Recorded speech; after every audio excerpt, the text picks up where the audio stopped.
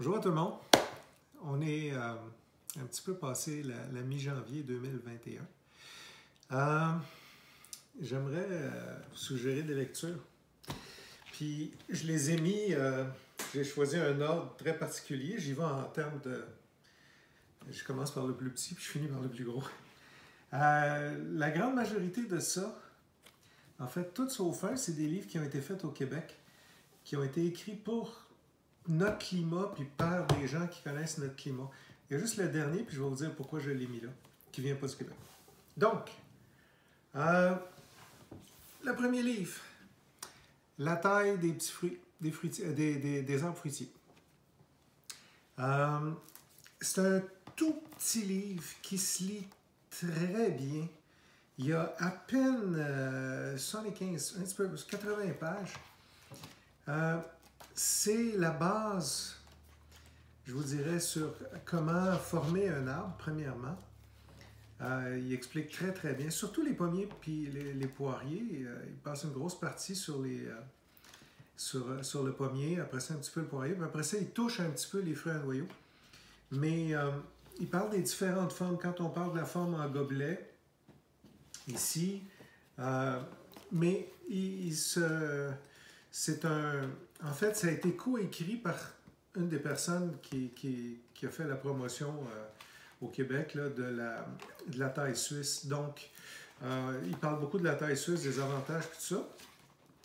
C'est certain, on voit bien, c'est certain que la taille, il y a plusieurs écoles, puis il y en a qui ne jurent que par la taille suisse, d'autres par toutes sortes de tailles, puis bon. Mais en autant qu'on en fait une bien, je pense qu'on peut très bien réussir. C'est un tout petit livre, puis pour débutants, je trouve ça fantastique quand l'arbre est petit. Quand l'arbre va être trop gros pour ramener un arbre fruitier qui a été négligé pendant plusieurs années, ça va vous prendre un professionnel ou une professionnelle. Puis je vais mettre des noms après en commentaire. Donc, premier arbre, la taille. Le deuxième a été écrit par les propriétaires d'une pépinière, d'une grande pépinière au Québec. J'essaie de ne pas faire de favoritisme, mais ils ont écrit ce livre-là que je trouve très, très, très bien fait. Tu sais, je veux vraiment pas pousser une pépinière plus qu'une autre, ou bon. Mais ce livre-là, de cette pépinière-ci, qui a une très bonne réputation aussi, ce livre-là est excellent. Puis c'est vraiment collé sur la réalité de ceux qui font pousser des arbres fruitiers au Québec. Ça a été écrit par des Québécois, dans notre climat, avec ce qui est mentionné, c'est les cultivars qui sont disponibles au Québec. Tout est là, la base, puis si vous avez quelques arbres, c'est un excellent livre à avoir parce que ça vous dit, ça part il parle de la greffe, pourquoi greffer, tout ça, il parle des zones de rusticité. Pour un débutant, c'est fantastique, puis même pour quelqu'un qui veut en savoir plus, comment concevoir son jardin, les gels, la plantation, l'entretien, comment la pollinisation, les dommages hivernaux. Il y a vraiment, vraiment beaucoup de choses. Puis la présentation est très, très belle aussi. On voit tout le... Bon, ça, c'est le nodule noir. Il explique bien quoi faire, comment bien se débarrasser ou comment essayer de se débarrasser du nodule noir. Il touche un petit peu la taille. La plantation, évidemment, c'est une pépinière qui a fait ça. C'est un excellent livre, je le recommande. Il y a beaucoup de renseignements très pertinents dans ce livre-là. L'autre livre, j'y vais en ordre de grandeur. Celui-là est vraiment le fun. Il parle de toutes les plantes, des plantes principales qu'on peut cueillir, mais il y a une section sur les petits fruits qui poussent naturellement ici au Québec. C'est un très beau livre. On parle des cerises à grappes, les petits cerisiers sauvages à grappes là, qui fait les dents noires puis qui est très astringent. Là. Puis il donne des recettes, puis des liqueurs, puis il parle de la mélanchier. La mélanchier, on en parle souvent, c'est un arbre qui est très, très, très qui est méconnu, puis c'est dommage, là, évidemment. Il parle des bleuets, il parle de bon, toutes sortes de choses. La chicoutée, pour ceux qui sont plus dans le nord. Puis évidemment, il parle aussi plein d'autres plantes qui sont comestibles, qui vont pousser ici en allant jusqu'au vinaigrier, sumac. Là. Bon. Donc, très beau livre, très bon livre. Ce livre-ci, ça c'est le dernier que je viens d'acheter. C'est le livre de M. Dumont. M. Dumont, il fait partie de l'Arbre fruitier Québec. Fait que, premièrement, bienvenue encore, M. Dumont, c'est un honneur. Puis l'autre chose, votre livre est super beau. Puis c'est pas ça parce que j'aurais pu ne pas le mentionner, mais vraiment, je me gêne pas de le recommander. Il est vraiment bien fait. Encore là, on part de la base. Si je regarde ici la table des matières, on part vraiment de la base. Les raisons pour installer un jardin fruitier, le retour aux sources, les vergers, puis tout ça, garder la bonne forme, les pots avant les fruits, comment cultiver un pot, les formes d'arbres, les formes, bon, les arbres plus nains, les grimpants, il parle du houblon, du kiwi, des raisins, les petits fruits, les amélanges bleuets, puis tout ça. Donc, il y a vraiment beaucoup de contenu là-dedans. Puis, c'est abordé d'une autre façon. Ça ici, c'est beaucoup plus factuel. C'est très... c'est vraiment collé à la réalité pour faire pousser des trucs. Ici, il y a d'autres choses. C'est un autre angle. J'aime les deux parce qu'ils se complètent. Celui-ci, ben, quand il parle d'un arbre comme des pommettes, il va parler de la dolgo. J'ai souvent écrit ça dolgo, là.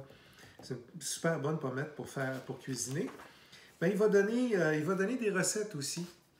Puis les photos sont belles, le papier est beau.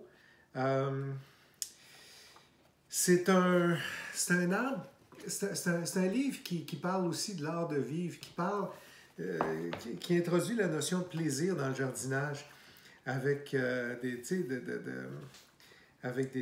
accompagnements, puis c'est très... la facture est un peu française. On parle beaucoup d'espalier, on parle beaucoup de beauté, c'est très organique comme façon de jardiner. Voyez-vous, d'un poirier en espalier. Les photos sont magnifiques. J'ai eu beaucoup de plaisir à lire ce livre-là, qui est encore là, c'est pas un livre français, c'est un livre québécois qui a été fait ici pour nous, selon notre climat. Il est vraiment intéressant. Autre livre, ça j'ai tripé. Ça je l'ai lu l'an passé. C'est un ami qui l'avait recommandé. Ça c'est l'histoire des fruits au Québec. Ça c'est vraiment les fruits qui ont été introduits ici, en Amérique du Nord. Je dirais plus en Amérique du Nord, par les colons. Donc, on y parle des vieux vergers, des histoires. Ah ça j'ai lu. Ils cultivaient la pêche à Montréal, puis à un moment donné, ça a arrêté. Il y a eu des magnifiques vergers dans le coin de Kamouraska. Puis quand vous passez là, sur les vieux rangs, là, vous allez voir des vestiges de ces vieux vergers-là qui ont 150 ans. Les vieux vestiges de pommiers. Là, ça, c'était des variétés qui étaient cultivées à l'époque. Il y a des belles photos d'archives aussi. C'est une partie de notre patrimoine. C'est une partie de notre histoire. On ne se rend pas compte à quel point on a été influencé, puis on a été... Tu sais, c'est ce qui nous a permis voyez-vous, la Damas, qui est une vieille poire, là, une vieille prune. Ça raconte toute l'histoire du Québec, mais à travers ses fruits, puis ses vergers ancestraux. C'est vraiment beau, puis il y a des belles photos, puis ça nous explique d'où on vient. J'ai vraiment tripé à lire ça. Donc, ça m'amène au livre favori de ma fille, qui rit présentement, parce que c'est elle qui tient mon cellulaire. Puis c'est par la bande, c'est le livre qu'on adore, toute la famille aussi. Un coup qu'on a réussi, puis qu'on a cultivé tous ces fruits-là, il faut le cuisiner. Puis c'est super bon à manger direct dans le jardin. Mais ce livre-là est vraiment le fun. Premièrement, puis l'autre chose, je suis un peu gêné parce que Mme Gagnon aussi fait partie d'Arbre Fruitier Québec. Puis là, je parle de son livre. J'ai mis la recette qu'elle avait partagée avec les membres d'Arbre Fruitier Québec. J'ai trouvé que c'était tellement délicat puis gentil. Je l'ai mis ici dans mon livre à moi. Donc, la facture est magnifique. Regardez les images. Elle parle des différents petits fruits. Puis après, elle va... si vous regardez ici, là, après, elle va proposer des recettes qui sont vraiment bonnes. Puis, on regarde ça, je viens de dîner, puis j'ai faim. Fait que... puis ma fille a vraiment fait plusieurs... Ici, il y a quelque chose, c'est aubergines et cerises de terre rôties au four. Des cerises de terre rôties au four. Regardez-moi ça. C'est salade de betterave aux petits fruits. C'est un livre qui est beau pour les yeux, puis qui est vraiment bonne. Les recettes sont vraiment bonnes. Sauce aux amélanges pour viande grillée. En tout cas, il y en a. Puis à la fin, si vous n'avez pas nécessairement... Si vos arbres sont encore petits, puis que vous voulez quand même goûter à des amélanges ou à des argouses ou à... Bon, vous avez un calendrier de récolte ici, qui est bien fait, qui est très bien fait. Donc, vous pouvez savoir... Puis c'est ici, là, c'est-à-dire que c'est dans le sud, pour le sud du Québec. C'est-à-dire pour les régions les plus au sud du Québec, c'est-à-dire, mais ça va jusqu'à Québec, évidemment, ça va jusqu'à tu sais, le sud, je veux dire, le dernier tiers en dessous, là, le Québec. Puis aussi, il y a plein de commerces.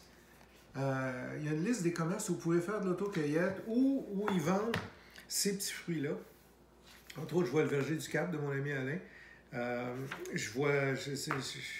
Fait que c'est le fun, vous pouvez même aller en ramasser des gadelles, elle vous donne des adresses où vous pouvez y aller par région, donc en Gaspésie, Lanaudière, Côte-Nord, Estrie, Centre du Québec, Chaudière-Appalaches. C'est vraiment collé à notre réalité, puis ça nous donne des merveilleuses idées pour manger puis conserver tout ce qu'on a récolté. Merci beaucoup, Mme Gagnon. Le dernier livre vient pas du Québec. C'est un livre qui a été écrit par deux professeurs d'université, un de la Georgie, l'Université de la Georgie, puis l'autre, l'Université de la Pennsylvanie. La raison pour laquelle il est là, parce que ça, c'est la Bible. Les autres livres dont je vous ai parlé, c'est des livres qui sont beaux, puis sont intéressants, factuels, puis on apprend, puis en même temps, c'est beau, puis c'est envoûtant. Ça ici, c'est le contraire. C'est-à-dire que c'est un précis. Les plantes sont listées par nom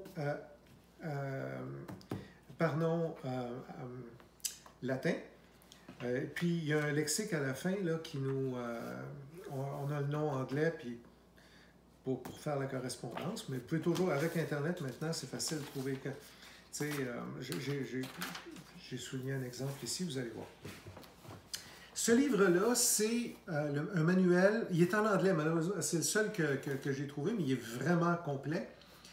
C'est Christian, un ami aussi, qui me l'a recommandé. Puis Christian, je te remercie. C'est un excellent livre. C'est un livre de référence sur la propagation des plantes, mais pas des plantes qui font du bois, là, Woody Plant Propagation. Donc, comment propager tous les arbres, finalement. Il n'y a pas juste les arbres fruitiers là-dedans, il y a tout. Vous voulez propager un lilas, vous allez savoir comment faire. Vous voulez propager un acer, c'est un érable. Donc, vous allez tout pouvoir. J'ai pris un exemple ici. Prunus americana. Il y a tous les prunus. Les prunus, c'est des fruits à noyaux, là, pour la plupart. Ben, c'est tous des fruits à noyaux, les prunus. Donc, American Plum. Ils disent les graines, les noyaux, comment les faire stratifier. Ça prend 5 semaines, stratification chaude. C'est écrit en Fahrenheit parce que c'est un livre anglais, là, mais 60 à 70 Fahrenheit, ça veut dire 15 à 20 degrés Celsius. Puis après ça, il faut faire une stratification au froid à 41, c'est-à-dire aux alentours de 2 degrés Celsius, pour 3 à 6 mois. Donc, ça vous dit exact. Puis après ça, ils vous disent, pour les boutures, quelle hormone prendre, puis est-ce que ça prend, est-ce qu'il faut mettre la brume, quel pourcentage d'humidité, puis tout ça. Donc, ça, c'est j'ai pris un exemple, un prunier américain, mais on a aussi l'abricotier ici, Prunus armeniaca. Ça prend 1 mois et demi de stratification au froid. Ceux qui ont essayé l'ont vu, la pivotante sort direct dans le frigo, puis ça commence à sortir en décembre quand on a mis ça au mois d'octobre dans le frigo.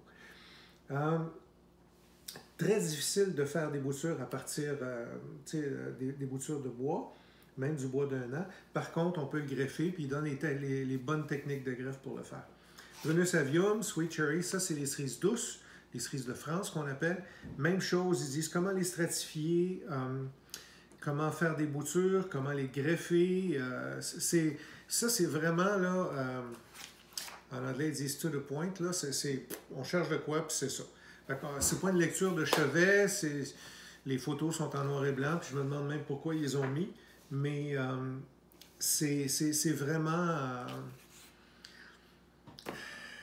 quand on cherche à multiplier une plante, on regarde là-dedans, puis ils nous disent comment. C'est un résumé, on peut toujours fouiller plus loin, mais c'est très bien fait. Voyez-vous, les griotiers, Prunus cerasus, ben, ils disent comment stratifier, comment faire les boutures avec quelle hormone, c'est quoi les porte-greffes que ça prend si on veut les greffer, etc., etc. Ils parlent même de la culture des tissus, là, ça s'adresse vraiment à... si vous voulez partir un verger, c'est le genre d'affaire qui serait le fun à avoir parce que vous allez savoir, c'est le fun, mais acheter plein d'arbres, à un moment donné, ça revient très très cher. C'est le fun de les avoir, mais ça revient très très cher.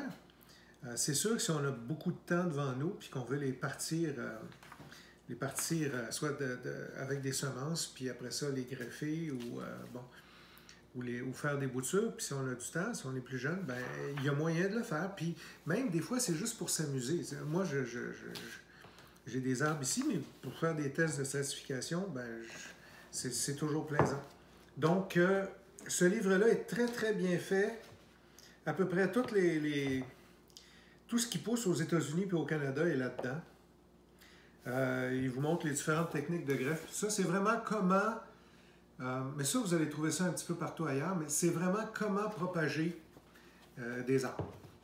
Des arbres et des arbustes. Donc, ça, c'est comme une encyclopédie. C'est vraiment très, très bien fait. Donc, je vous remercie. C'est les livres que je propose. Il y a fort probablement d'autres livres qui sont intéressants. Moi, c'est ceux que j'ai chez moi, puis que je consulte, puis que je lis. C'est mes favoris, mais ça ne veut pas dire qu'il n'y en a pas d'autres. S'il y a d'autres livres qui vous intéressent ou qui sont bons, n'hésitez pas à commenter, n'hésitez pas à les mettre. Il n'y a pas de restriction, puis c'est pas une chasse gardée, comme je vous dis, c'est bien ouvert. C'est ce que j'ai, moi, chez moi, puis c'est ce que j'aime beaucoup. Puis je vous ai partagé mes coups de cœur. Ça va vous aider à toffer jusqu'au printemps. Puis là, bientôt, on est à veille de commencer la taille des arbres fruitiers vers fin février, début mars, puis on va être prête. Merci beaucoup, bonne fin de journée, au revoir.